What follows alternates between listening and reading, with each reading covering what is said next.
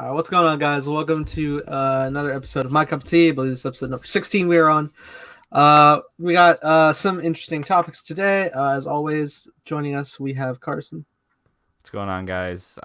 Still in my Harry Potter mood. Honestly, simultaneously it feels like our episode about Harry Potter was like a month ago and 2 days ago.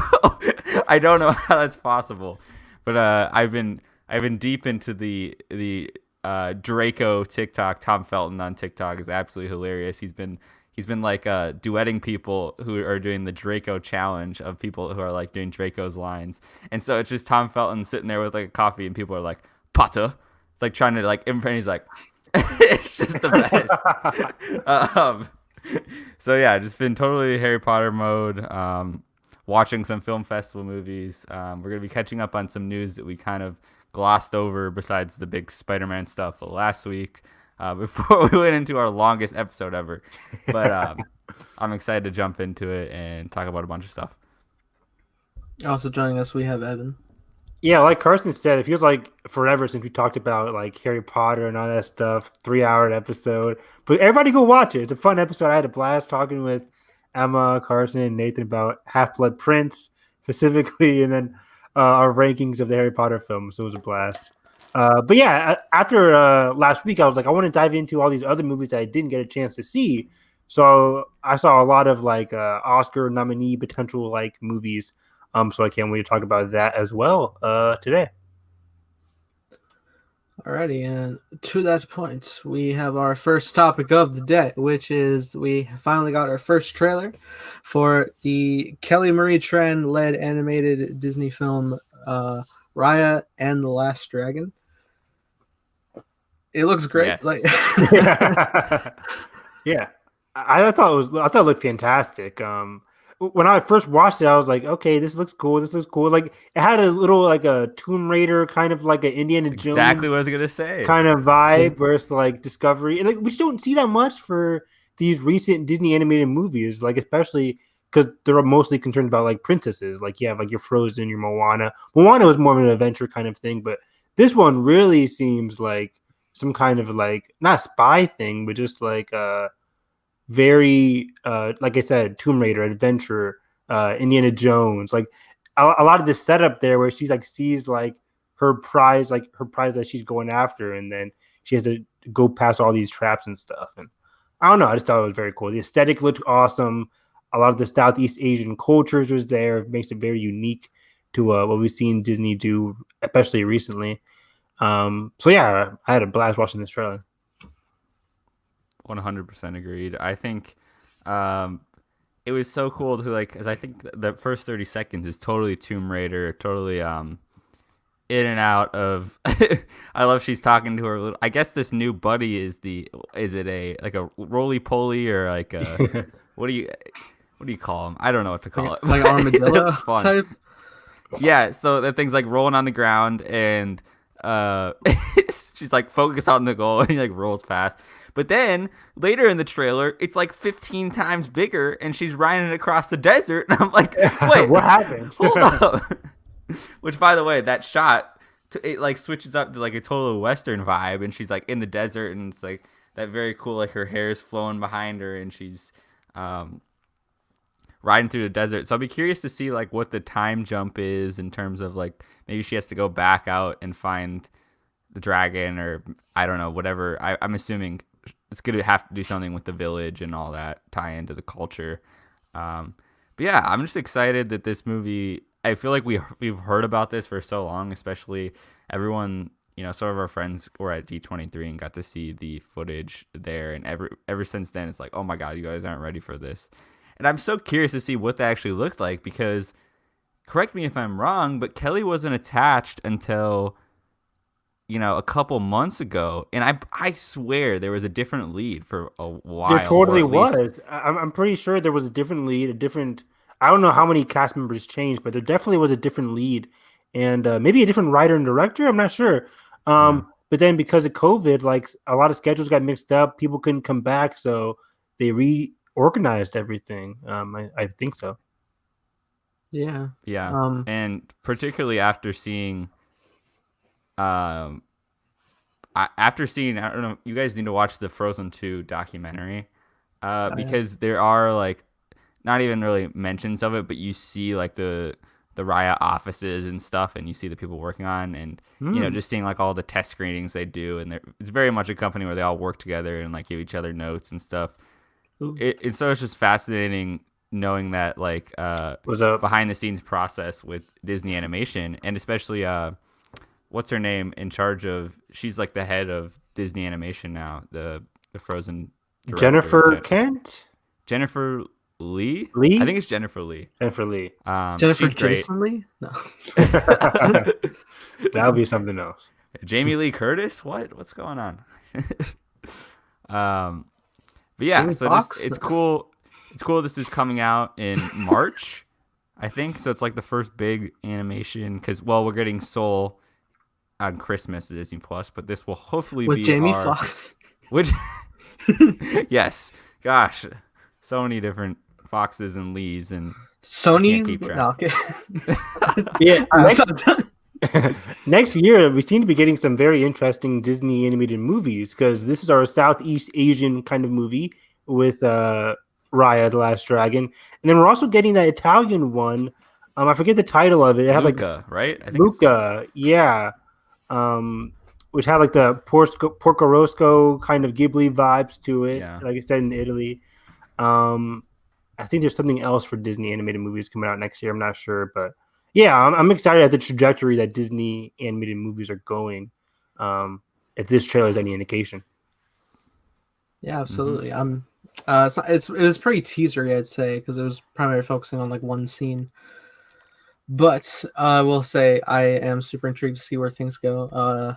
Wonder what kind of reveals there'll be. Like maybe she is the dragon. I don't know, something like that. Yeah, I'm very curious too.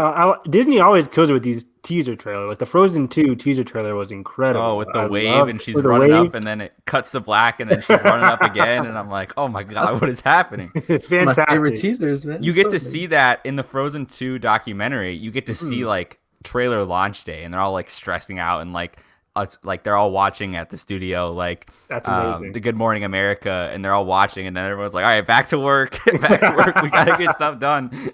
That's cool. Because they were like only like 20 to 30% fully animated at that point, which is crazy, because the animation that was is so good in that trailer. I know, and it was like 8 months, or I can't remember, it was like 6 months before production. I'm like, they have so much to go, and it's crazy to see the animation process.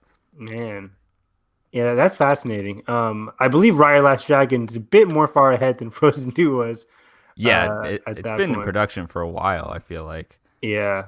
I mean, like you said, Carson, as soon as I heard the title at D23 just like last year, I was like, okay, this looks something very interesting. Because all you can see like from the D23 reactions are, hey, this looks cool. The animation looks cool. Like you get the same kind of like reaction. But I was instantly excited once I saw like a poster or some of the concept art. And the trailer was everything I wanted it to be. Looked pretty cool. It feels like we're moving. Well, this is Disney animation, but it feels like we're moving past the kind of I guess like sequel era of animation, and more like safer projects, or I think 2019 really killed us there, because we had like a lot of sequels. Toy Story sequel. After a while, and then we had like the Lion King remakes. We had Finding Dory, Incredibles 2. Like there's a lot of like sequels recently. And then we got some gems like Moana and Coco. But now we're getting back to some actual cool stuff. And like you said, like we have Jennifer Lee in charge of Disney Animation. I forget who's in charge of Pixar right now. I know it's not the other guy, but I forget who is in charge. But I think Pixar is doing some cool stuff recently too, so I'm excited. Absolutely. To that point of animation, we could probably talk about the topic we forgot last week about how Soul has officially moved to Disney Plus, premiering, I believe, this Christmas for streaming, not for paid, which is rather nice.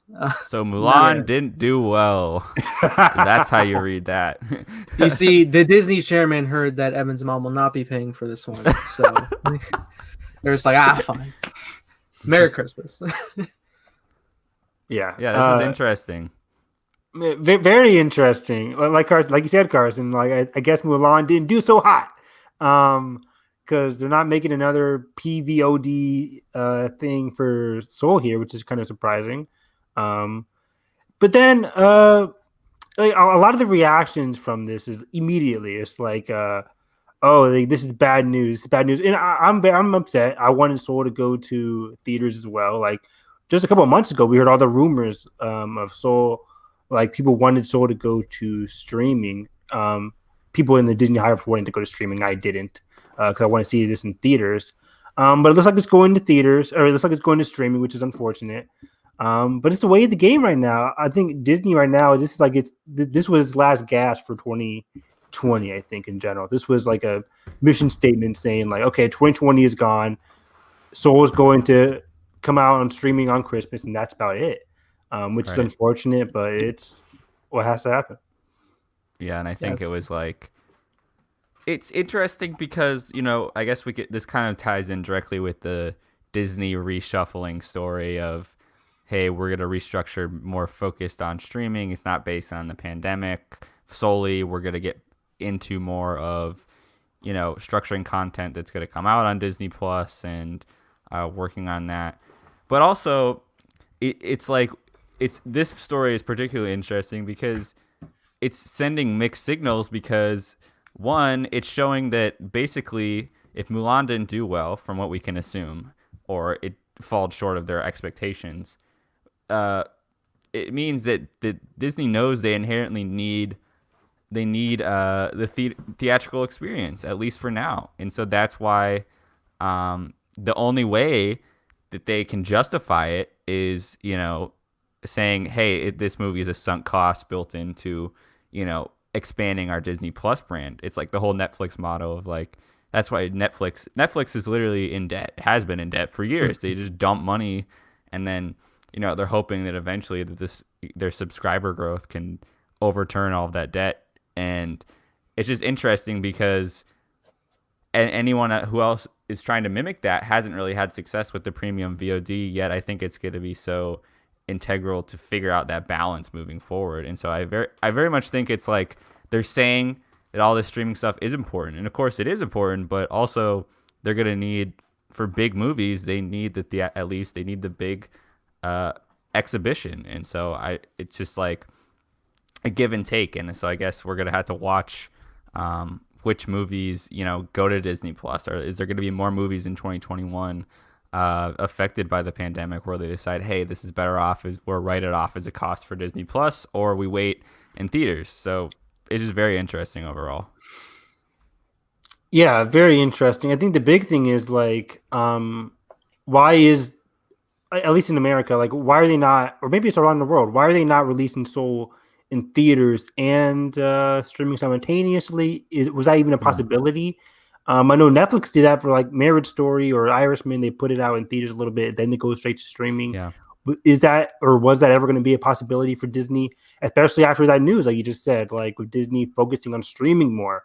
Are they going to focus more on theatrical like runs for movies that are going to go to streaming anyways? I'm not really sure. I guess it's kind of like that Universal scenario. They don't really want to double dip. Right.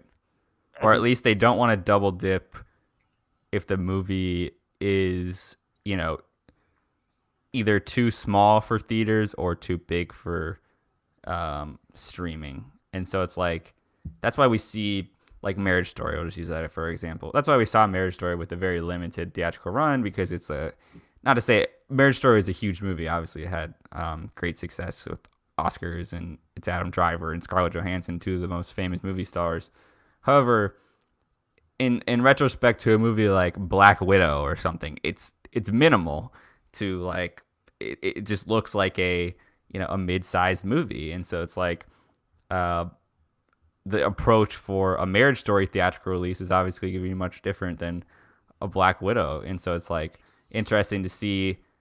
It feels this news kind of does. It's scary because the theatrical experience, especially with everything we've talked about for months with this pandemic, and when audiences do start to hopefully bounce back to a bigger extent than they did with Tenet in 2021, it's like, is the theatrical experience only going to be more suited for those giant movies, like the IP, the Star Wars, the Marvels, the Jurassic Parks, and everything else is gonna have to have those limited 3-week runs and then go on premium VOD in order to kind of compete with everything. And so it's just very interesting. It's like, it makes me think, be grateful to even be able to go see like smaller movies in theaters right now. And not that I think it's gonna go away anytime soon, but I think that theaters are just going to have to keep adapting. And I think it starts with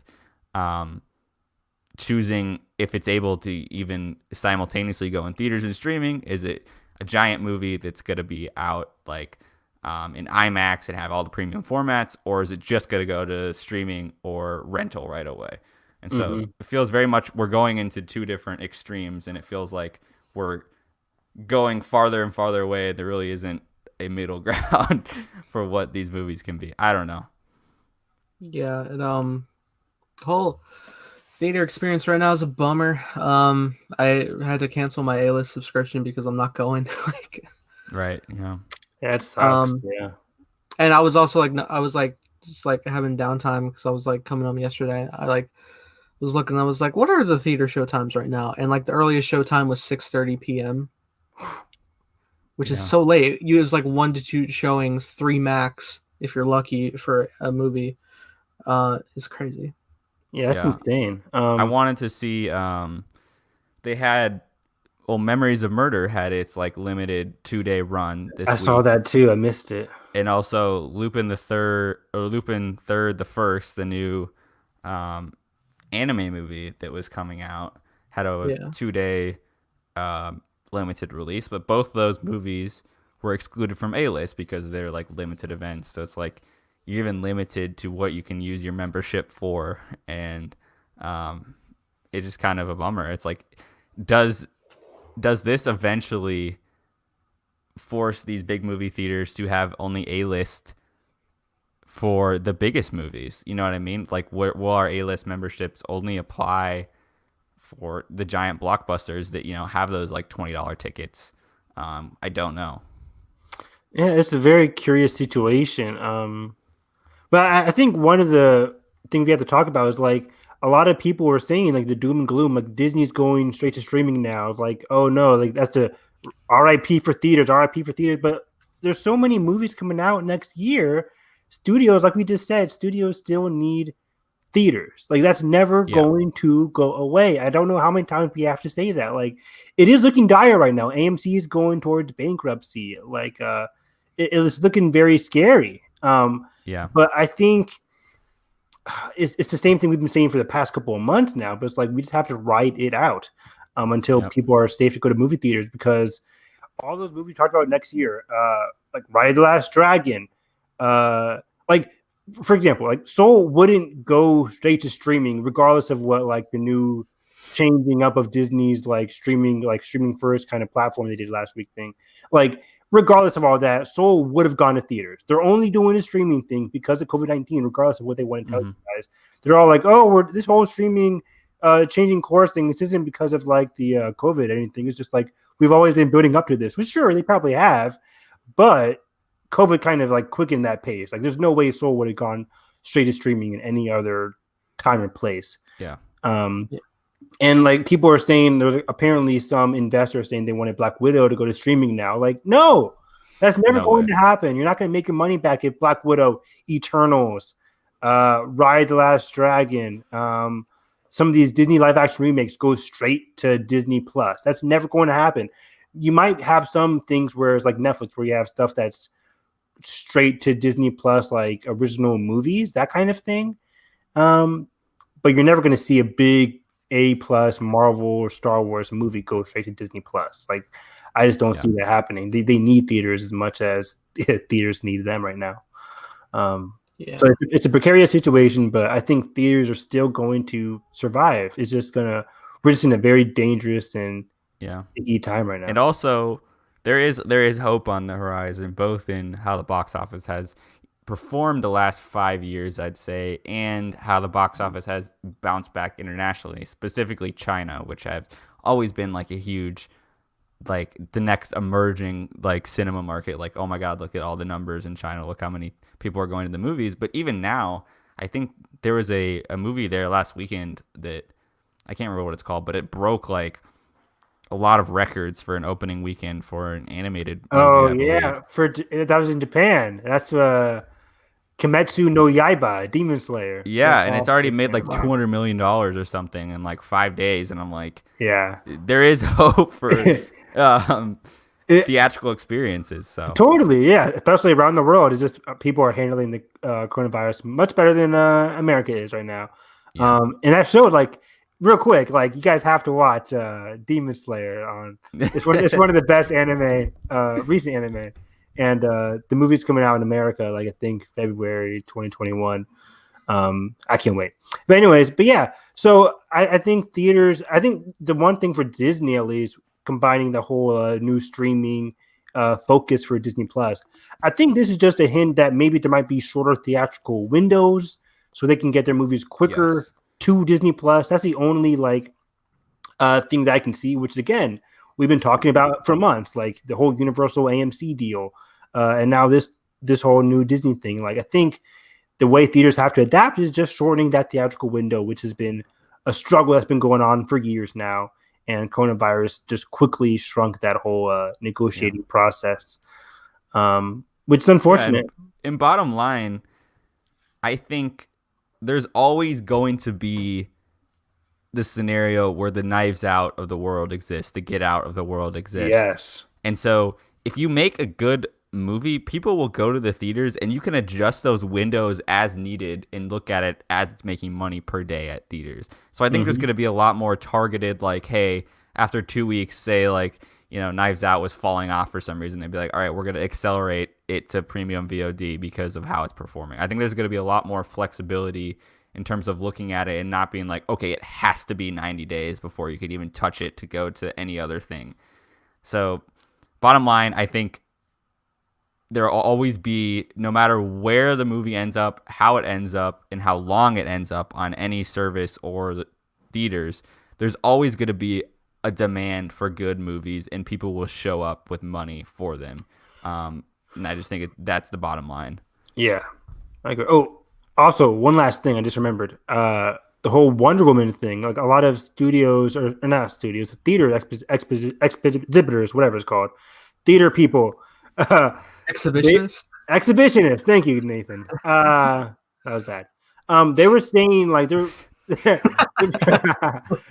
putting all their hopes on Wonder Woman 1984 now, because that's kind of the last big blockbuster for 2020. I think.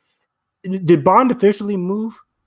Bond's in April. Bond's in April now. Yeah. So So there's Death of the Nile left, and I think Nile moved, didn't it? It moved to it's in December. Okay, yeah. Nile moved to December. So yeah, the Nile and Wonder Woman are kind of like the last gasp. And I was reading a tweet just a few hours ago saying like they're pinning all their hopes now on Wonder Woman, which is it's like I really want to see that come Christmas time, but I don't know if it's gonna happen. Like I really hope it happens, and I'll be there, but I don't know if it's gonna happen. Yeah. Also, I was taking notice. Tenet is no longer playing in my premium formats anymore. It's officially knocked it down to like the standard shows. I think that's the one that had 3 show times, and everything else was like less. Crazy. The new Liam Neeson movie had a lot of show. Yeah, it took. That's what it took over the premium formats for my theater. Wow. I was like, yeah, that's what's gonna pull. It's shocking to me that Tenet still hasn't come out on premium VOD yet, and is coming out so soon in like the beginning of December to like formally buy in normal home prices. Like, why would they not take advantage of the in-between window of like, I guess it's just like, oh, we have to preserve the theater experience, which I understand, but at this point you're pulling $1 million a week or whatever it is, or weekend. It's like, why would you not open it up? I don't know. Yep. Yeah. That's crazy.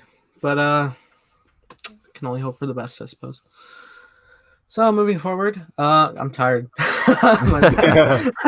Every week we're like, Oh oh my god. no, it's because I did like eat a bunch before we came here, so I'm just like I've been like yawning like 5 times. I'm so sorry, it's not you. But yes, moving forward, we have an interesting development today. That Mm. being the return of one Jared Leto as everyone's favorite incarnation of the Clown Prince of Crime, uh, coming back for Zack Snyder's Justice League of all things. Nathan, what do you think of this? Crazy. I need the comic book perspective. What is running through Zack comic Snyder's book mind of like, how do I use this man in Justice League, and does it give him justice to, I think, a bad and butchered edit and script and kind of everything that happened in Suicide Squad? Oh, well, if we go back to the Batman v Superman Robin suit in the Batcave,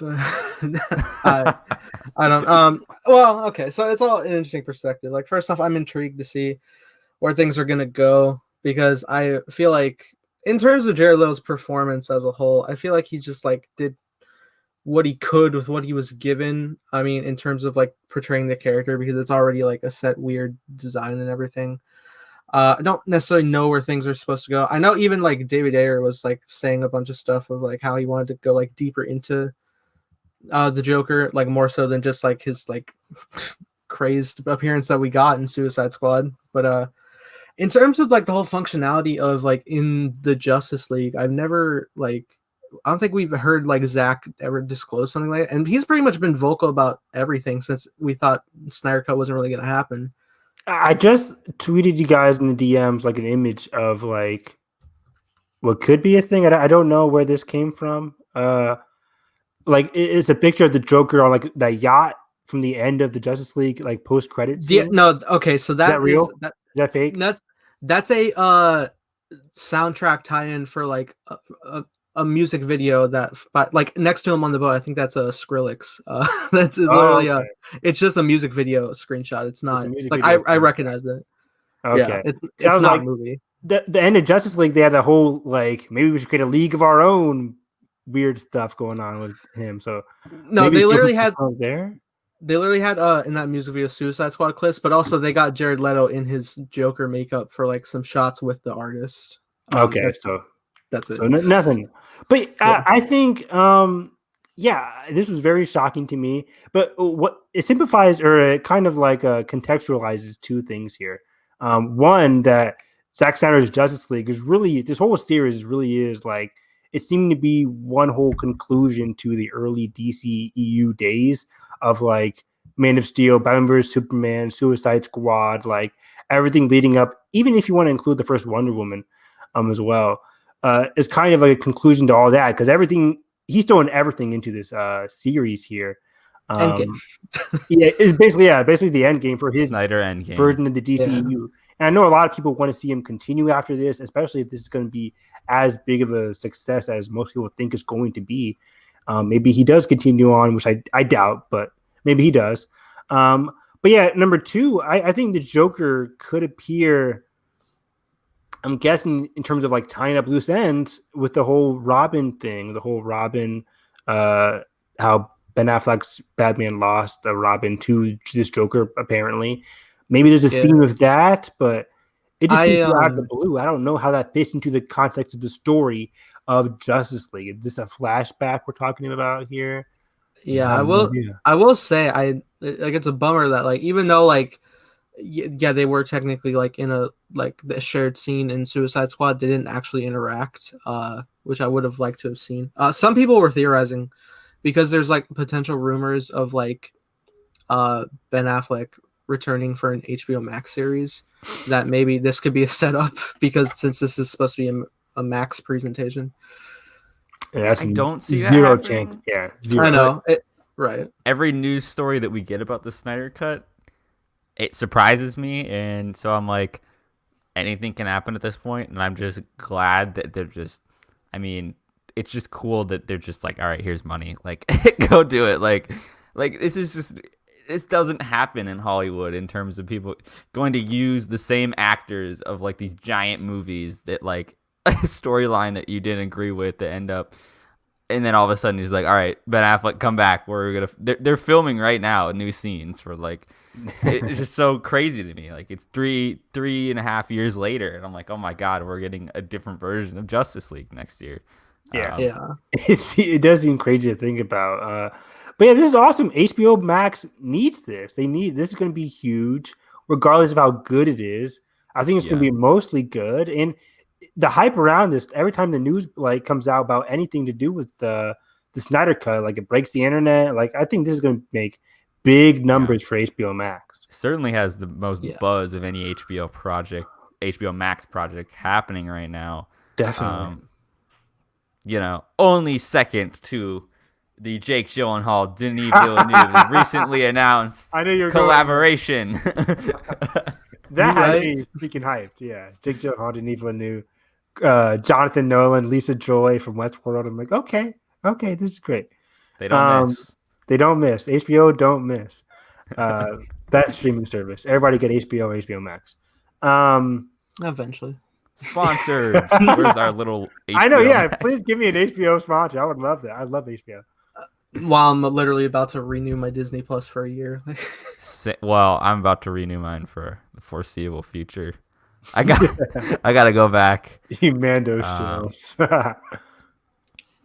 Nice. There's been nothing to watch on Disney Plus, sadly. Like Lion King 2. I think they have like 65 million subscribers, and I think like 60 million of that is purely just kids watching archived footage, and I think the other 5% is like hardcore Disney adults that are watching like the Imagineers series and like the right stuff. Yeah, like the new stuff, which it's just like I hope But did you know? But did you know you can watch season 300 of The Simpsons right now? Right now, is it the right aspect ratio? Do I have to go on Twitter to argue about it? No, I'm pretty sure they actually have updated that since, which is like that was hilarious. Yeah, that's too funny. That's the most first world film Twitter problem I've ever seen in my life. Like, where's my aspect ratio for this? I'm pretty sure Patrick Williams was on the forefront. Yes, he was, and that's why I knew about it. It was hilarious.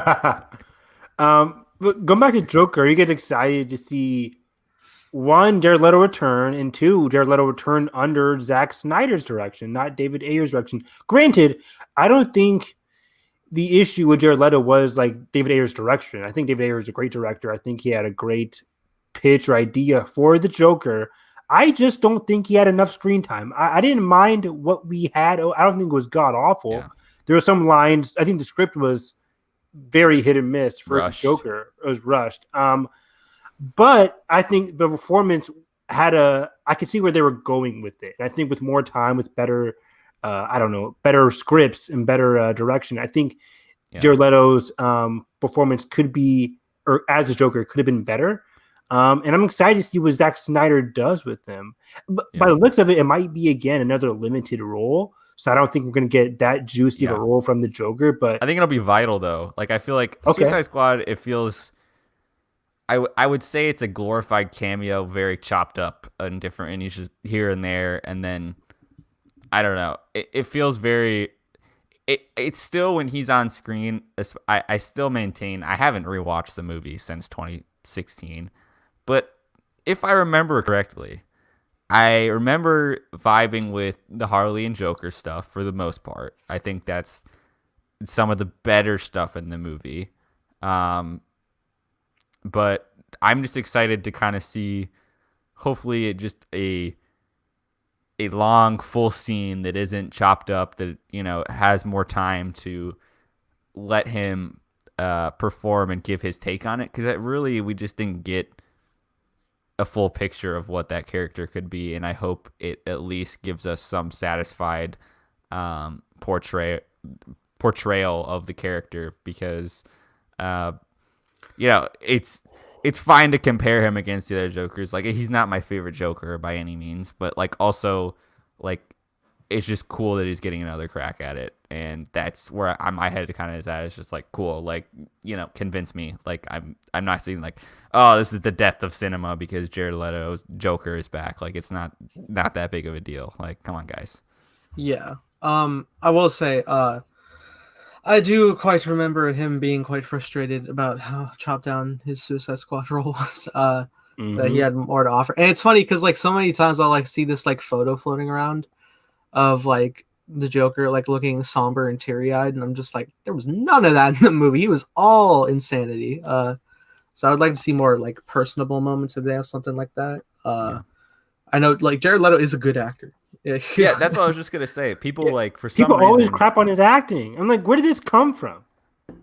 It came from the Joker. That's what it came Yeah, from. it did come from the Joker because I guess people associated a take they didn't like as bad acting, which is like kind of a false equivalency. It's like obviously you can disagree if you don't like the Joker, how he portrays the Joker, you don't like the Joker. But I think he's proved himself as a good actor. I think he's terrifying in Blade Runner 2049.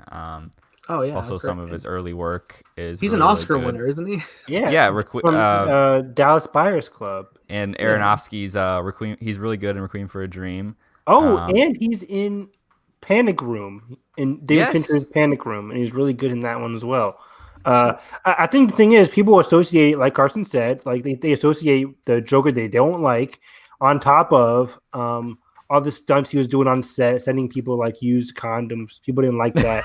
The whole method acting thing. They thought he was rats and all that. Yeah, they thought he was like so above himself, doing stuff like being mean to his castmates, which I think his castmates didn't mind it too much. I don't want to speak for them, but I don't think they complained overtly. Is he the worst Jared? Does the DC cast need to come out and defend it? Oh gosh. No, we know the worst Jared, and it's Subway, but oh god. That's a deep cut. I know. But yeah, so I'm excited for Jared Leto. I think he's a good actor. I think he's going to do good work here under Zack Snyder's direction. Again, like I'm shocked, but I'm happy for Zack Snyder. He's throwing everything he possibly can into this magnum opus of a Justice League Snyder cut here. And I can't wait to see it. It's also kind of interesting just from the perspective that like we also had Birds of Prey, and like there is like couple Joker scenes, but they never use his face or likeness. Oh yeah, not at all. Nope. Yeah, which is funny. I even remember like there was like Birds of Prey set photos, and like it was primarily like silhouetted behind curtains because obviously we didn't get Jared back. But yeah, it's interesting that they're going all out in the Snyder cut. It's fascinating. I'm excited to see it because it's supposed to be like a 4-hour plus epic. The fact that you can watch it both miniseries style or as one big epic cut.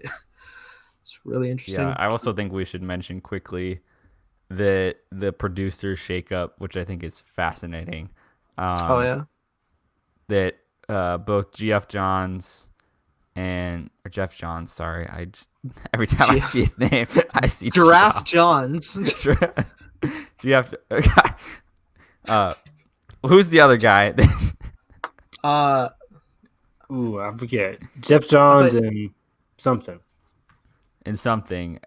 All right, I'll look. Are taking their names off the project, and I'm assuming this is like it sounds like a Ray Fisher situation of like this would look weird if this was out there. It's kind of like, but also, I'm sure Zack is very much on Ray's side, and is like John Berg, and also just everything that happened with 2017's Justice League. So I guess it makes sense. Yeah, John Berg and Jeff Johns. There we go. Yeah. Who are they even producers anymore? Are they moved into like just the comics, or I don't know. I think they were originally. I think Jeff Johns was originally on comics to begin with. He was on comics, and then he moved up in DC Studios because of like in 2016 when Walter Hamada took over or whatever. Mm-hmm. And then I can't remember what happened after that. It's been too long. Yeah, it's been forever. He might have some stuff with HBO Max still, like in terms of that kind of Warner Brothers I side. think he was connected tentatively with executive producing the Green Lantern series, maybe. I think so too. I don't know for sure though. which I'm also excited for. That and Me we too. got some. Did we get an update on that the other week? Yeah. Like there's a lot of Green Lanterns in that show. Like I think like a Jessica Cruz and some other people. Notably not Jon Stewart, but they could be saving him for like the Justice League or for the Green Lantern movie, not the TV series. Which would be People great. are thinking. Yeah. Maybe he's in the Snyder Cut. They're saving him for John David Washington to play him. The ring from thousands of years ago went somewhere. I actually do like that Easter egg a lot. Also, do you guys find, like, I feel like in this age of like hearing these different actors coming back to their roles, that like nothing's surprising me anymore. Like I feel like anything's possible at this point when you hear like, oh, Jamie Foxx is back as Electro and Jared Leto's back. Like, especially after the huge success that we just had with Joker. Like, oh, Jared Leto's back. That's weird. I thought we were past all that. Yeah. We have a new Spider-Man. I thought we were past all the Electro stuff. I'm trying to think like what like 2012 to like 2014 comic book trend was out there that like is gonna roll over. Kingsman. Oh. I feel like it'd be something like on the Kick-Ass nose. I feel like Taika would just like troll it and bring something back from like Thor to Dark World. Everyone just be like, what the heck? I dare him to bring back Malekith. I dare him. Oh gosh. No, Christopher Eccleston hated filming. Mm-hmm. He ain't coming. He did not want to come back. Yeah. Nope. No. But it just goes to show that studios, I guess, are finally embracing the true absurdity of comic books, because comic books have these returning characters and weird ways of explaining a different events and like unexpected plot lines that like challenge the characters in different ways. And so I feel like it's moving away from the conversation of like, oh, is it comic accurate, to just like, hey, we're just gonna build on what we got, and if it loosely connects to things in a way, and if we like that, cool. If it serves our purpose here for a certain character, cool. We're not gonna worry too much about it, because comic books are a crazy medium. Like, we don't need to like act like they aren't. So I'm just glad that I guess it seems both DC and Marvel are just kind of swinging for it. Pun intended. It is funny. It is funny when you bring up like, oh, I wonder what Taika would do. But I mean, in all honesty, like, I don't think anybody expected Natalie Portman to return. Like, I could not have predicted that in a million years. I mean, I was shocked alone at the Endgame cameo, and even at that, I was just like, oh, okay, well, just like a quick thing, cool, because it's the ending. Like, we're not gonna see her again, but that was nice. And then it was like, because it was a jump back in time too. But then they're like, no, she's Thor now. Like, oh my god. Yeah, I'm very excited for Thor: Love and Thunder. Wasn't she just talking about it recently, saying like it's very funny and something? Yeah, like I was watching the Fallon interview she had. And she was like, yeah, there's like a lot of great stuff going on with Taika. She dreads working out because like after just like chilling out in quarantine with like comfort food, just like, oh, everything hurts. Yeah, I'm sure. Very exciting stuff, and hopefully we can talk about Taika come this Friday for like maybe it's some stuff about his upcoming Star Wars movie. Is it the Investors Call this Friday? No, but there were some articles going on about Star Wars earlier this week about like potential filming stuff for the next Star Wars movie. Oh, you're right. I know what you're talking about. Yeah, I think like looking to shoot in December, right? Yeah, some just like some scouting stuff. Just random rumor stuff, Star Wars dry news week. Another scoop for the ice cream cone. Exactly. Y'all ready for that? What was the recent scoop? Was there a recent scoop? I feel like the Obi-Wan thing was today about him. Close. Yes. Oh yeah, the non-news story. Yeah, everyone was arguing about it for some reason. Well, it's funny because like they're like, it's funny because like everybody's just like, oh, look, another scoop where they're just like, oh yeah, it's closed. Like they have to keep reassuring that this thing's happening, and it literally is just even like recalling how like, oh, I returned to set and like it was my old costume. I was very excited. Like that was it. People are blowing out. It's a non-news story. Yeah, people are crazy. Yeah. If you would like to hear us go more in depth and more personal on Star Wars, check us out on Friday. Hyperspace Hype. It is quick Star Wars plug is the 1-year anniversary of when we all had hope for a movie that we thought would be the conclusion that we wanted. The trailer Wow. And The Rise of Skywalker came out 1 year ago today, and we were all reacting to it around this time. It's And a crazy year- how time moves. And a year ago tomorrow is where I made a super trailer of every Rise of Skywalker trailer, which was my favorite edit I've ever made, and my third highest grossing video on this platform. We don't have box office, but we have YouTube View count, analytics. We The analytics. Still monetized. But yeah. got nice. Nice job. Can you imagine if they pulled it down today? Oh my gosh. I got my money. I mean, that's literally what happened with like the first one where it got like over 1 million views. Like, I profited a bunch off of it, and then they copyrighted, and I was like, I got like $1,000 off of it. Gotcha. So that's fun. But yeah, Jared Leto, cool. Where do we go for? Did we have any more like specific film topics you guys wanted to? Let me see. The Mad Max prequel. Ooh, okay, Cool. yeah, we can discuss And also that.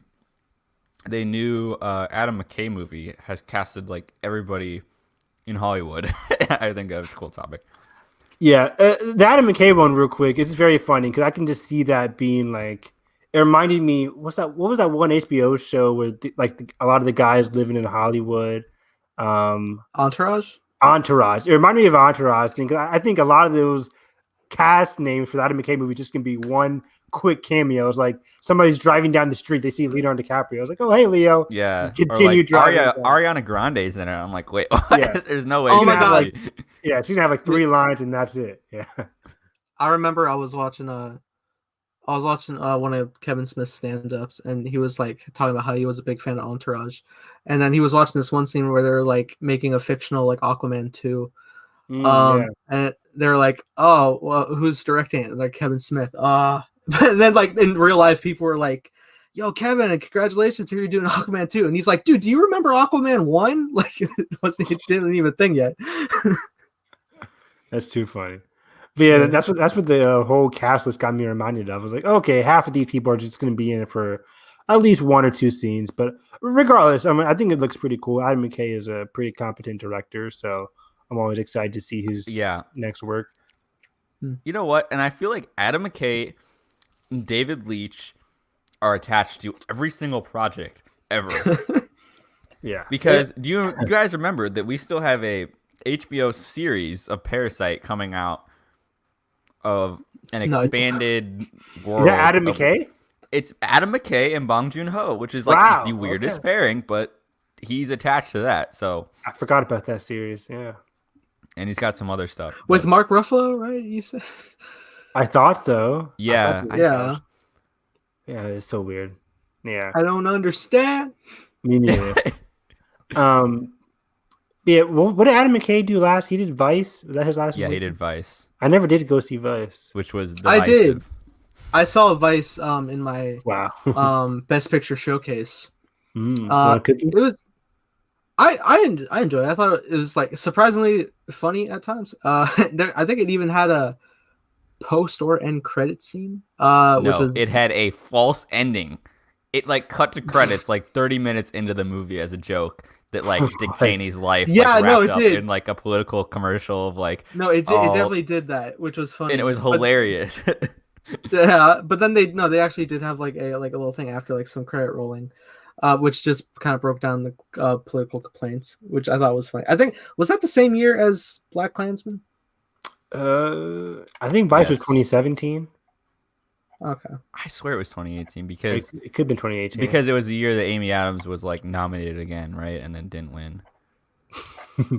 Because Amy Adams is in that movie. It's Amy Adams, Christian Bale. You're right. Yeah, Vice is not even looking like Christian Bale. Yeah. Sam Rockwell as the president, former was George W. Yeah, Bush. Sam Rockwell. Sorry, it's not Christian Bale. Christian Bale was in it. Yeah, he was okay. Good. He was. He was trained. Yeah, he was. I'm thinking of like the 3 people. I'm thinking of Christian Bale. I'm thinking of Gary Oldman. 3 people that just transform all the time, and I just can't keep track of them.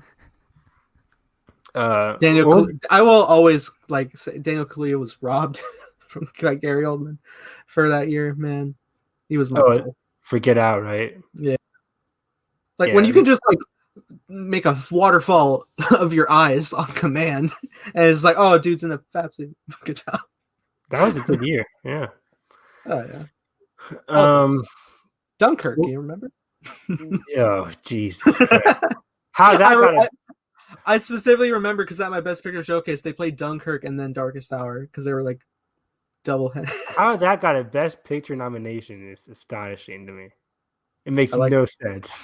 0 sense. One of the best films of the year. I don't know. Half-assed Dunkirk movie, snooze fest. We have to do like a watch party of Dunkirk or something. I would fall asleep. There'd be nothing to watch. No. I will keep you up. Oh, guys, the sound design here is incredible, isn't it? Shut the heck up. You know, this movie's boring. We're gonna make it like every time Evan does unwarranted complaint, he's got to do something to keep him awake. God, that movie sucks. Is Dunkirk The Last Jedi of Christopher Nolan? Yeah, oh my God. Find out now. No way. The Phantom Menace, secretly brilliant. But it's like all the pod race. What was the other news story you said, Carson? George Miller, the director of Happy Feet, is he like returning. Isn't he like 90 years old? I'm like, how old is this guy? He's directing a new movie right now with, I can't remember the cast. I'm pretty sure it's Anne Hathaway. It's got a crazy cast. It's a new I feel like it's a new thriller or something that he's doing right now. But after that, he's finally returning to the Mad Max world, and it's a Furiosa prequel. Recast Furiosa as Anna Taylor-Joy, who was obviously previously played by Charlize Theron in Mad Max Fury Road.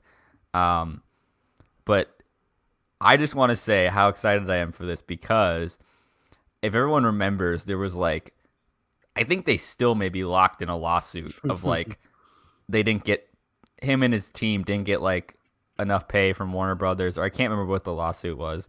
But for everyone's like, where's the sequel? Where's the sequel? And it's like they couldn't do anything because everyone was suing each other. And like the fact that how old George Miller is, and the fact that there was all these lawsuits and he's getting to make another Mad Max movie is just awesome to me. Yeah, that's crazy. I just looked it up. He's 75 years old. So I was off by about 15 years, but he's still pretty old. But I'm excited for this one. I'm excited for any Anya Taylor-Joy project in general. And if Ridley Scott, who I think is probably older than George Miller, I think Ridley Scott's like in his 80s, I think. If he's still doing movies, then George Miller can still make movies. Hell, how old is James Cameron? Great point. I think this man is a technological. Yeah, you want to talk about the photo?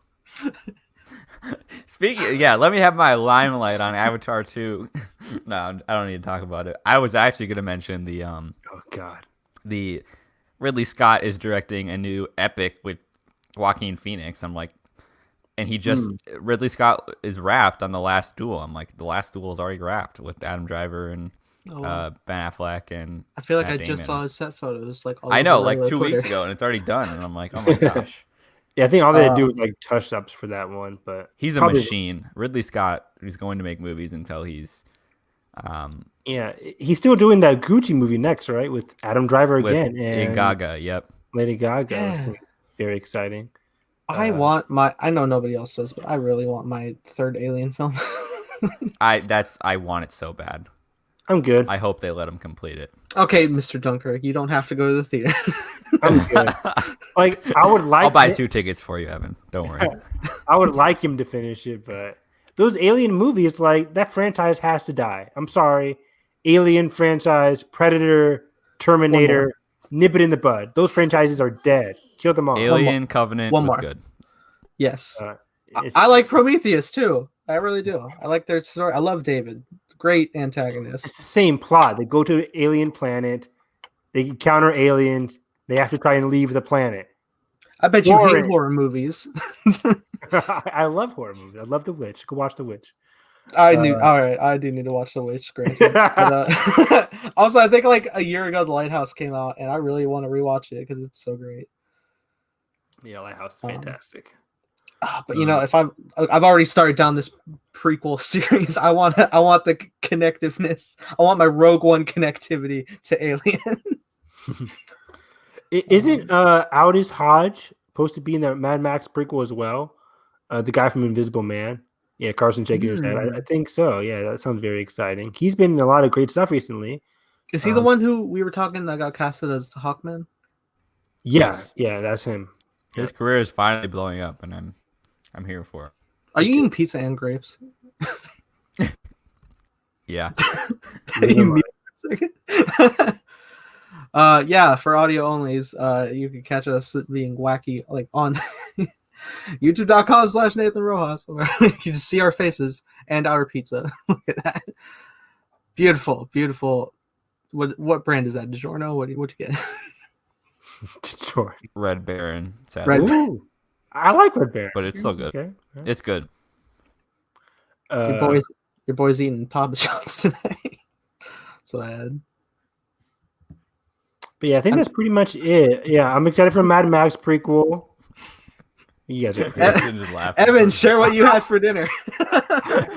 I already. My dinner is freaking. This is my dinner.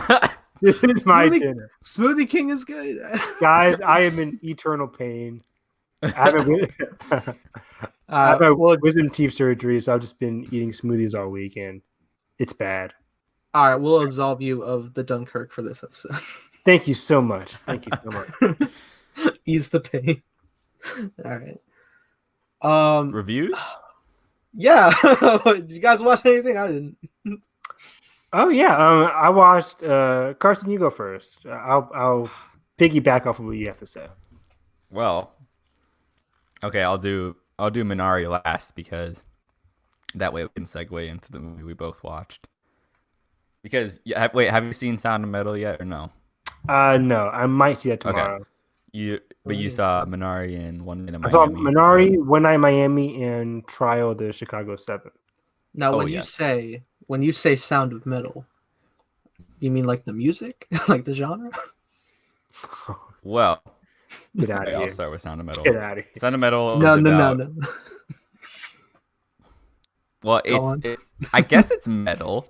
Like the music is very like just like I'll give you the backdrop of the opening scene. It's very like screamy, like loud music. So I would say metal. That sounds like metal, yeah.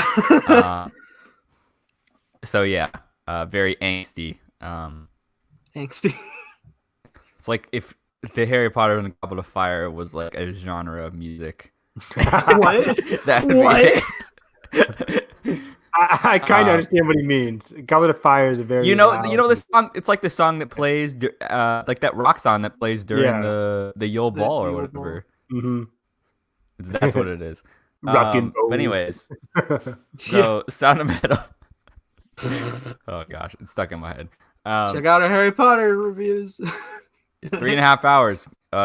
Maybe we'll get timestamps so you can go to our Goblet of Fire. Yeah, Nathan, work on that. yeah, I'll break it down. It's like, all right, Scarlet, Phoenix. The Half-Blood. Okay, to the review. Focus. Sound of Metal is about a drummer who goes deaf. So he's not born deaf. He goes deaf from literally the sound of just like being in a band and not protecting his ears and all that. But starring Riz Ahmed and Olivia Cook actually. Ooh, I like her. Which I didn't know she was in it. She's not in it for about 2/3 because it's mostly about Riz Ahmed's personal journey and she goes off elsewhere, but she shows back up in the third act and has one of the best scenes of the year between those two. They have really great chemistry. Fantastic acting across the board.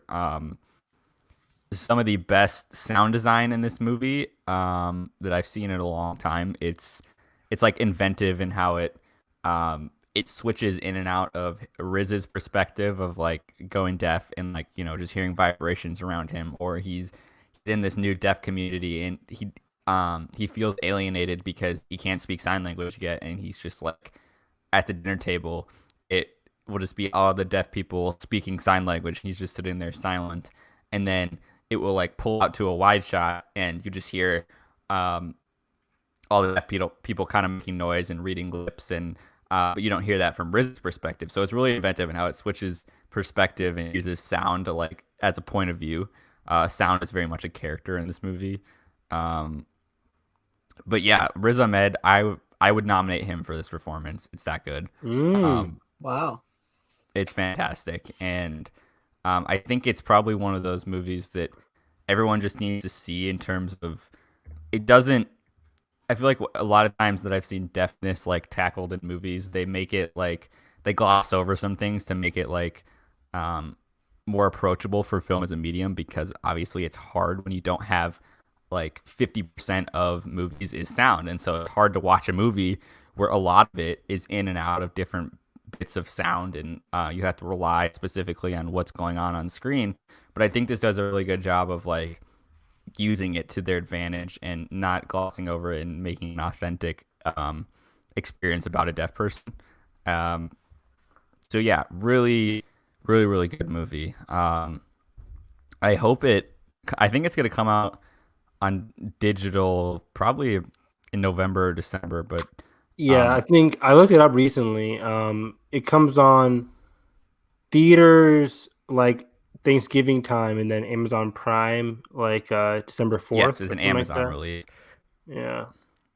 Um, yeah, also a really good score at certain parts, and cinematography is really good. Um, yeah, and I think reading up on the movie, I think they actually got a lot of deaf talent to actually be in the movie because a lot of the movie takes place on this compound that's a deaf community um, to kind of you learn how to be deaf. Um, so it's a very personal journey with that, and yeah, just everybody should watch this movie. It's in my top 10 of the year. It's great. Would you say it's his best performance, or is his best performance? Is it better than how he was in Venom? Yes. Oh my God. Yes. Only thing I could base off of Riz Ahmed is Venom, Rogue One, and Nightcrawler. Yeah. Complete. It I think so definitely too. shows his. Um. He's he's more like I forgot he was frustrated in Venom. and uh kind of like punk rock in this, where he's very like he's very much not on board with anything. He's like, let's get back on the tour. I don't want to deal with this bullshit. Like, let's go back on the tour. I'm not gonna sit here and dilly dally with being deaf. Like, he's like, I'm gonna get this surgery, and then I feel like this character um, wouldn't say dilly dally for some reason. I can't remember what he says. He doesn't say that. Okay, I say that's fine. that. I know. But anyways, very interesting character study, and um, it goes to. I don't want to spoil anything because it makes a case that you know for deaf people a lot of times being deaf um, is perceived as a heavy disability, but for deaf people it's about like learning to be grateful for what they have and learning how silence can be important and how you can observe other things when you don't have sound, and it's a very touching movie. But yeah. Okay. Yeah, it sounds really good. I hope to see it. Uh, Probably not tonight, but yeah, probably tomorrow night if I have time. I have to hurry and see it before the FI Fest ends, which I think is tomorrow. So I think tomorrow might be my last day to try and check it out. Well, if I can't see it, I'll just see it on Amazon Prime Yeah. later on. I think I'm just gonna skip The Father for now because I really haven't processed it, and it's a lot emotionally. Like, I will just say that uh, a lot of tweets have been going around today of like Anthony Hopkins being like terrifying, and it's absolutely true. Like he's basically. I'll just give you the quick synopsis. It's a guy in his 80s losing his mind and not having any sense of time and not accepting help from anybody and his daughter, and it's about the burden of his daughter trying to take care of him and him not being able to perceive anything that's happening, and you don't know if a week has passed, a day has passed, an hour has passed Yeah. in certain scenes, and it's heartbreaking. And yeah, so I haven't processed that one yet, but I want to talk about quickly so Evan can jump into the discussion. Minari, um, directed by Leah Isaac Chung. Um, Fantastic movie. yeah, really. it wasn't what I was expected. I expected it more to be a drama, and I still think it is a drama. But also, it's like it's based off his memory of this stuff, and so it does feel like it very much feels like a. I think I said in my review, it feels like a vivid memory that he's kind of like recalling and like making certain instant points about. And this movie is also heartbreaking in terms of it takes place in the 80s, and um, it's very much that time where like during the Reagan presidency of like, oh, America's the best, like, come seek out the American dream. And we get to see firsthand the realities for both the Asian population, but just minorities in general, of like how that tunnel vision kind of works against them, and how the system works against them, and how really there's just all this stuff. And I really like how it cuts between the kid's perspective. Did you think the kid was really good in this movie? Like, the kid was so good. I didn't hear anything about the kid going into this movie, and I walked out saying, did you get the intro in the beginning of the movie with the kid? They had this intro in the beginning of my screening that like the kid is like, hey, I'm so and so, and this is Minari, and I hope you enjoy it. And I'm like, oh my god, I love him already. Yeah, he was the little kid. I think David was his name in the movie. He was so good in the movie. I didn't expect him to be like kind of the star of it. Like, of course, the lead performance here is Steven Yeun from The Walking Dead, and he's phenomenal in this. I think I would also nominate him for Best Actor in this one too. And it's fascinating because he's not like there's not like a lot of like big scenes with him. Like, this isn't a big dramatic role. But it's also a very complex role because, like Carson said, he's living like this. He has to coincide his dream with that of his family's dreams, what they want to do during this new land, during this new era of America. It's very fascinating, the kind of emotional depth that Steven Yeun has to go to in this movie. And I think he's phenomenal. Probably my favorite role of his, next to Burning. If you guys haven't seen Burning, it's on Netflix.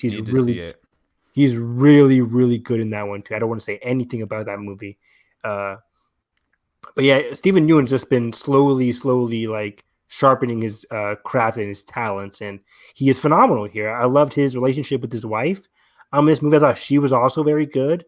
The whole family dynamic, really, yeah, the whole family dynamic is really well established straight from the beginning. Like, from the first scene on, you really get a kind of a glimpse of the mindset of each family member during the journey that they're about to go on in this new land. Yeah. You know what it reminded me of? Yeah. It reminded me a lot of Ryan Gosling's performance in First Man. It's very laid back and stoic, but when it does boil over, and there's two specific instances, the fight in the kitchen, and two, the parking lot scene in the end, that really boil over. And just work phenomenally. And I think this movie is really smart too. It really it doesn't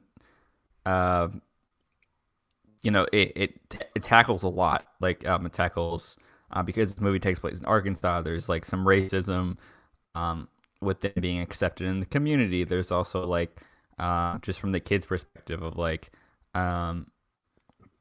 the Korean culture, like he's torn between like is his grandma a real grandma? Like he doesn't call his grandma a real grandma because like she's different, she's from Korea, and he doesn't really know where he fits into everything. And it's both heartwarming and heartbreaking. And man, the barn scene, oh my gosh.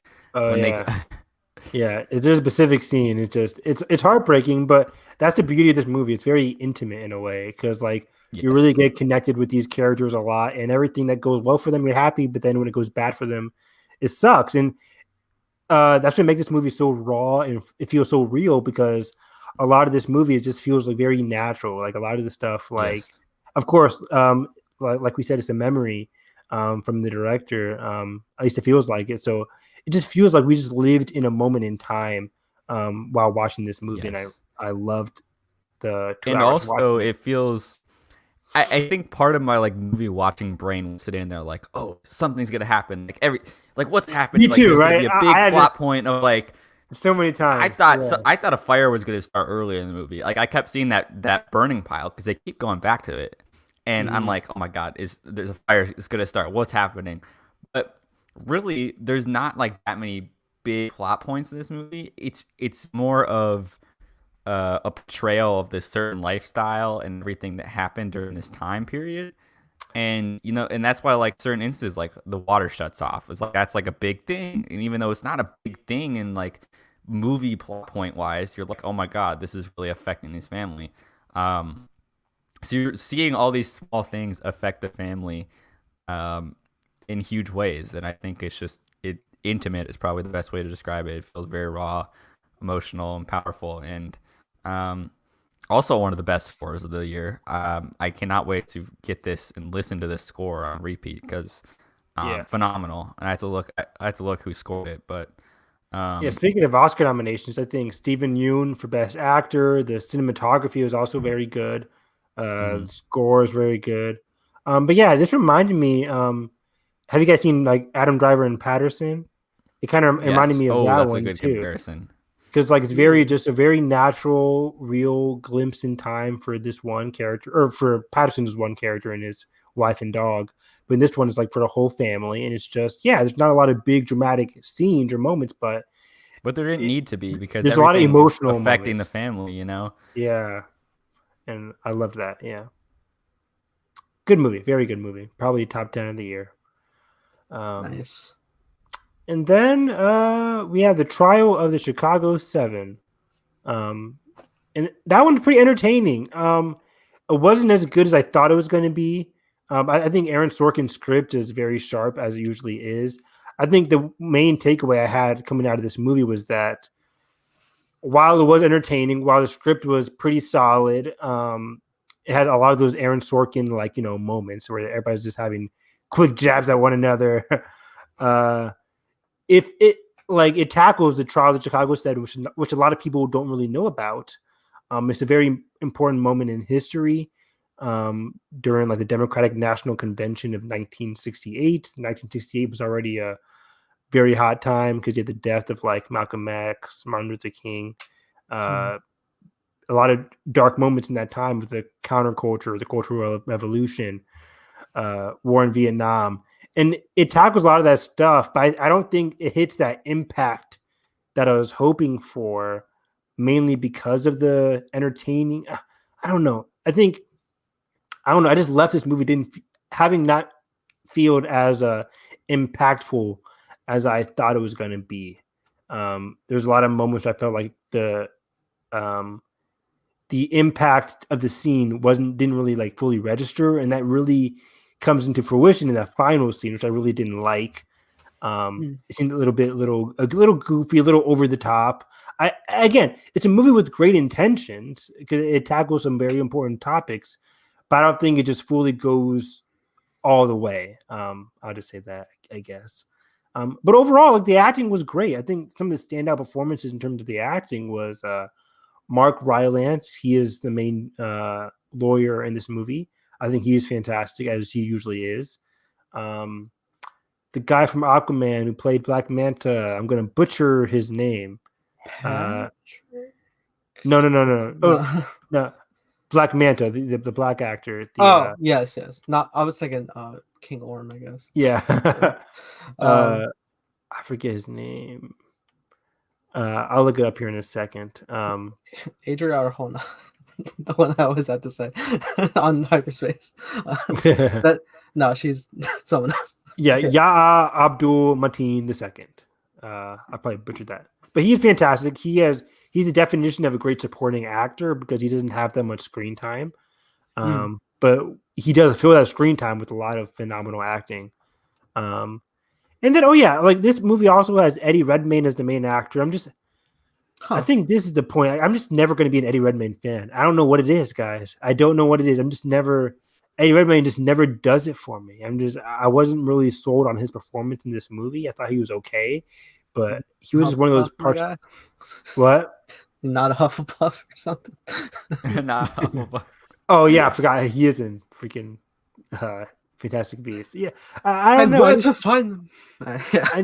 I can never like I don't like any of his performances. It's just one of those actors where I'm just like, okay, he's okay, but I'm never gripped by his Yeah. performance. And he had a lot of scenes in this movie, and I was just like, okay, he's okay in this one, but He's a very I think awkward performer. Like it's yeah, I think that's it. He's just too awkward for me. I can't latch on to any of his performances or a lot of the emotional range that he's trying to go for. I'm just like, okay, it's fine. But yeah, that's it. I'm still looking forward to checking this out. What did you say? Do you think Sorkin excels as a director? I know he did Molly's Game in like 2017. I haven't seen Molly's Game. I think he does good in terms of director, in terms of getting the best performances out of his actors that he can. I think he did that there.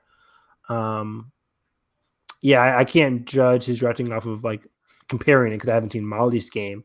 But I thought the directing was pretty okay. I don't think he's gonna get a best director nomination for this one. I don't think it's deserved. And I think, to be honest, like I don't think this is the kind of movie that would garner a potential Best Picture nomination in any other year besides 2020. I just think it's a very like above mediocre. It's not bad. It's not great. I think it's just a very solid movie, which tackles a very important subject, an important time in our history, and it's very satisfactory. I just don't think it hits the highs that it needed to hit. You think maybe a one last question? Nom, or? Well, yeah, is it a screenplay nom? Do you think? Possibly? I think a screenplay nom, possibly, yeah, because the Academy loves Sorkin. I think the dialogue's pretty good. But yeah, what I wanted to ask you quickly is about not spoiling the ending. Obviously, it's a historical event here, but I've heard some noise about the ending that it's kind of really cheesy and on the nose, and we did it. I don't know. So I wanted your thoughts on that. Yeah, like I said earlier, I think the main issue I had with the movie that it doesn't hit like the impact that I thought it should, given the subject matter, and that comes into fruition with the ending. The ending, it feels very corny. Wrapped up. Not really wrapped up, because it's not. Especially given like what was going on in the 60s at the time. But it does seem like, yeah, we had a victory, that kind of thing. At least for the people. All evil. Yeah, nah. But yeah, I can see why people are thinking that, because it comes across as like very black and white. I'll just say that. Yeah, it comes across very black and white, which the movies should and shouldn't at times. It's hard to explain. But yeah, it was one of the more weaker moments of the movie. It felt very like, I don't want to spoil it, but it's like, okay, you say this, well, we're going to do this, ha ha ha. And then it's like, yeah, then the crowd cheers, and then the movie ends, and then it cuts to like the title cards where it says, this is what happened to your characters, blah, blah, blah. Like every freaking biopic ever. And we're just like captions like this person, so and so. Yeah, like 5 years later, this is what happened. It's like, just so you don't forget about what this movie was about. Just so you get more story we didn't tell. Yeah. It reminds me of those 2000 movies that ends are like, well, what are we gonna do now? Duffel bag over the shoulder and walking out onto the street like, well, we did it. Moving on with our lives. Here we go, guys. Like, it's funny. That's how I'm like one of few people who actually enjoys like Bohemian Rhapsody, but like I will say, like I expected to go. Oh, God. I expected to go all throughout Freddie Mercury's life, like to the end. I was ready, but then they stop at like their biggest performance, and I'm like, oh, there's like a lot more meat you could cut into further on, a lot more drama and emotion. But all right. Best editing in 2018 goes to Bohemian Rhapsody. I mean, if you take out that one scene, no, jail. That's the only scene. Editing jail. Editing. All jail. right, like that one scene. That's comedy. All right. Yeah, I think I would rank the movies. Oh wait, I also saw One Night in Miami. Oh yeah, quickly talk about that because I haven't seen that one yet. I thought you had seen that one. I thought I didn't know I beat you. No, I've been meaning to. I just for whatever reason I didn't pick it up, and then I missed the screening, and then I don't know. I need to. All see I it, though. hear are excuses. Because you're right. One Night in Miami. One Night in Miami is freaking fantastic. It's probably my favorite movie of the year. It is. Now, this is the kind of movie that had a lot of impact. Like, this is about Malcolm X, the singer Sam Cooke, football player Jim Brown, I think is his name. I'm probably butchering. I forget his name. And then who was the fourth person? I'm blanking. What did I say? Malcolm X. Oh, Muhammad Ali. But at the time, he was going by his name Cassius Clay. And this is a. It's so good. It takes place, of course, over one night in Miami, where all four of these main important Black activists, Black individuals of the 1960s were hanging out together at the hotel after a championship win from Muhammad Ali. And they go to a hotel just to party, but then Malcolm X comes in and they start instead of partying, they start just having a great, fantastic, I guess just back and forth, a lot of great dialogue about the times, about how they should best be tackling the issues of racism, of the civil rights movement, all this stuff. And it goes into the mindsets of each character and what they're feeling like, how they feel like they should be tackling these issues in their own unique ways, and the responsibilities that they have as leaders of their respective industries. Like Sam Cooke, played by Leslie Odom Jr., was a great jazz singer, and what his role should be during the civil rights movement. And then you have Jim Brown, great NFL player, but then he also wants to be a great actor, and the respect that he garners from that. And then, of course, Muhammad Ali is a great boxing world champion. And then you have, of course, Malcolm X. So they're all going back and forth, and it's very layered. It's fantastic. The dialogue, the acting, the direction from Regina King is phenomenal. This is her first work. Isn't this her first her directorial debut? I'm like, Jesus Christ. She a lot of great panning shots, a lot of great close-ups, a lot of great what's it called, handheld, when you really want to get into the argument scene between each of the actors. And I don't know, just in general, this is an acting powerhouse from across the board. I would nominate all these if I was able to. Malcolm X specifically. Best Picture, do you think, for sure? Best Picture, easily. Lock? Best Picture, okay. Lock. Best Directing, Lock from Regina King. I'll be surprised if she didn't get a lock there either. Yeah, great script. It felt very much like a play. Not as abrasive as Fences was with Denzel and Viola Davis. That was specifically a play movie. This one, it's adapted from a play, and it kind of feels like that, but also feels like a very good movie in of its own. And it's just I can't say anything else about it. It's just fantastic, perfect movie. I love it. I will say too, the father does also feel like a play. It's one of those. It's not a one location movie, but a lot of the gist of the movie takes place in one flat or apartment, and so it's very interesting how they move around the space. And I'm sure if they're just chilling in a hotel room in one night in Miami, they do a lot of stuff with blocking and how they go about their different stories. And I'm excited to dive into all that. Yeah, the whole movie doesn't take place. There's a lot of setup in the beginning, establishing each of the characters and where they're going, where they're coming from in terms of their careers and their mindsets. But then, once they get into that hotel room, it's just a lot of great dialogue, a lot of great scenes. This movie's phenomenal. Great job from Regina King. This is probably the best movie I've seen all weekend. I think I would rank it One Night in Miami, Minari, and then Trial to Chicago 7 for me. Nice. Yeah. Oh, hey, I guess I did actually watch a movie.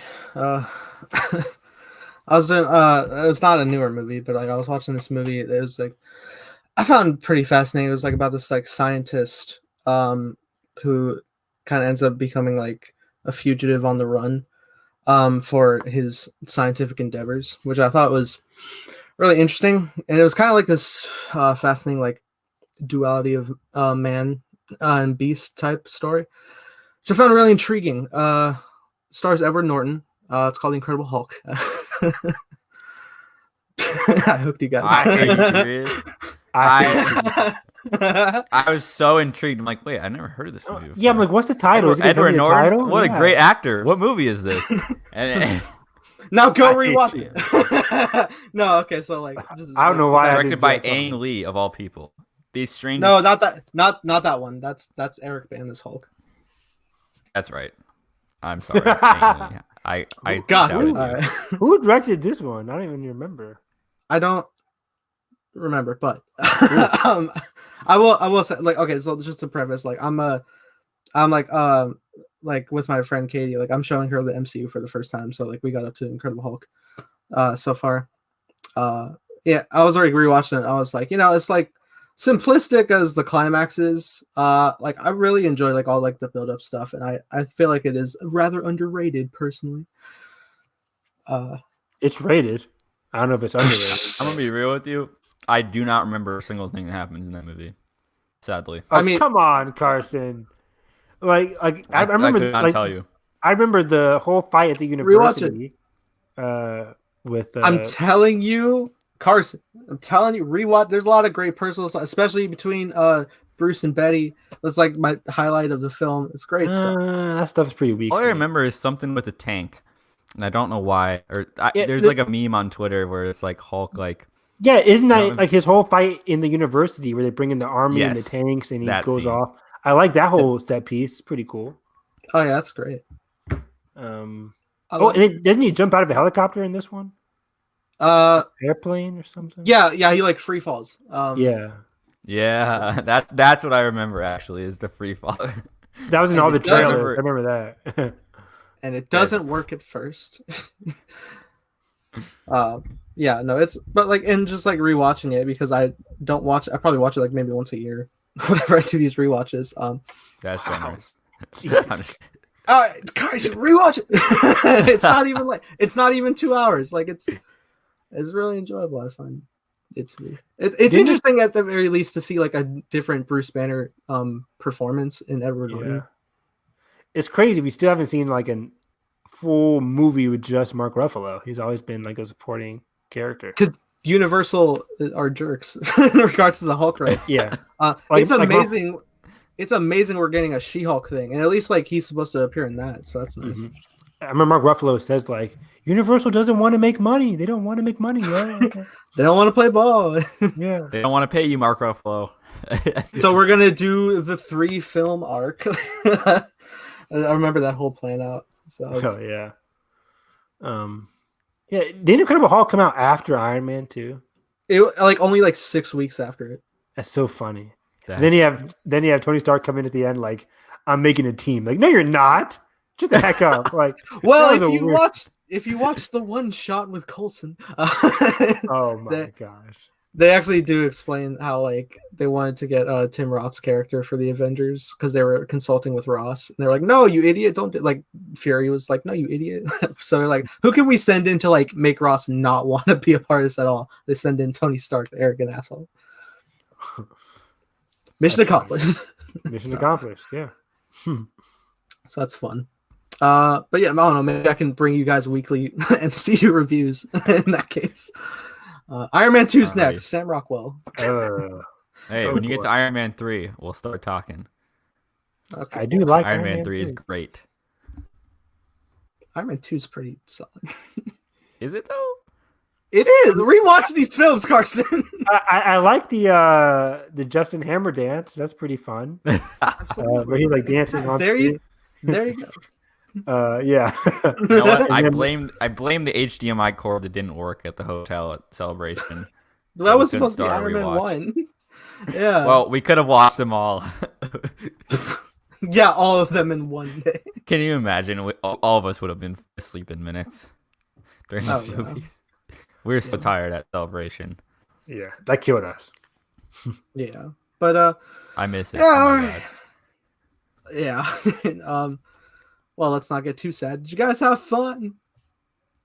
I had fun. I had so much fun. Oh, good, because time to go. All right, I have nothing really. I'm tired. Is the thing. So I think that we did this like a couple weeks ago, where I was just like, I can't. But, Yeah, that's it pretty much was the a good. state of our 2020 world. We're just like, once our brain like lets go of the show, we're just like, here we go, on to the next thing. Yeah, or just like, Evan oh has yeah. to go drink the Smoothie King without a straw. You know, Oh my god. Nathan has to go cosplay Kane and Darth because Jedi are awesome. There we go. And I had to eat pizza on screen. It's just the reality of this situation. I wish I could eat pizza on screen. Jeez. I'm gonna eat pizza off screen, but The best part about was wisdom teeth surgery is when There's the best you part. finally get to, yes, when you finally get to eat again, and you go out to eat for the first, or like you go get something that for the first time, like you're like, but you're craving something for a month, and you're like, I'm gonna go get whatever your favorite restaurant I is. have to wait a month. Ish. I would say like 2 weeks, 3 weeks. That's oh, that's happened. Anyways, outro. Sorry. You guys can find me at the Film Carson on Twitter. Not talking about wisdom teeth. I don't know why we were talking about wisdom teeth, but because I'm in pain. yeah, we're gonna talk about some Star Wars scoops on Friday because The Mandalorian literally comes out next week, and I don't know. That's crazy to me, and I guess that special sneak peek hasn't really gone over well, but you know, it's marketing. We'll talk about it. Yeah, we'll get our I'm final excited. speculations in for at least the premiere. Yes, which is guys, a week away. I'm excited to be excited about Star Wars again, if that makes sense. So I'll catch you guys in Hyperspace Hype. All right, Evan, where can they find you? You guys can find me on Twitter at Harris EV9 in eternal pain because my stomach has not been the same. I think my stomach like has shrank by like a gigantic amount ever since Friday or last Friday. I'm never gonna eat applesauce ever again. I'm never gonna eat smoothies ever again after this. No more soft foods for the rest of my life after this event. This sucks. No more ice cream scoops. No more ice cream. Yeah, I'm not a huge ice cream fan in the first place, but no more ice cream. And no more yogurt too. I'm done. I'm done, yo. I'm done. You're done. I miss my rice. I miss my chicken. But yeah, just catch me on Twitter. Talk about all that stuff. And yeah, I can't wait for Friday. There's some cool High Republic stuff that I can't wait to talk about. High Republic, and then of course our last minute Mando predicciones going into the season 2 premiere. Can you guys believe it's almost the end of October already? 2020 is almost over. We're almost there. It's almost 2021. Everything's just gonna go away on January 1st, guys. Of course, Yay. right? Yeah, like it does every year. I remember last year in 2019, we're like, oh yeah, 2019 is almost over. 2020, yeah. And now we're like, 2020, please. This is the worst. It'll year be ever. the same thing this year, and I'll be right there tweeting about it. Like, our sins are healed. Go world positivity. Time. Here we come. Every year they're like, all right, next year's gonna be my year, and I'm just like, new year, new me. Let's go. It's like, no. Where's your 2020 vision? Nice. All right, but yeah, I'm not gonna go full screen. Too tired for that. But yeah, you guys can find me here on the channel, and all of our links in the description below. Yeah, there's not too much happening right now, if I'm being real. So you just catch us again on Hyperspace Hype, and I'm actually starting to watch more shows on the channel, so it'll be fun dive into all that, especially Mandalorian. I'm actually gonna start gearing up my remainder episodes I need to edit, so like daily release up to the premiere, so you can find that. But that being said, if you did enjoy our podcast, hit the like button, subscribe if not already, and that being said, I hope you have a great day. May the force be with you always.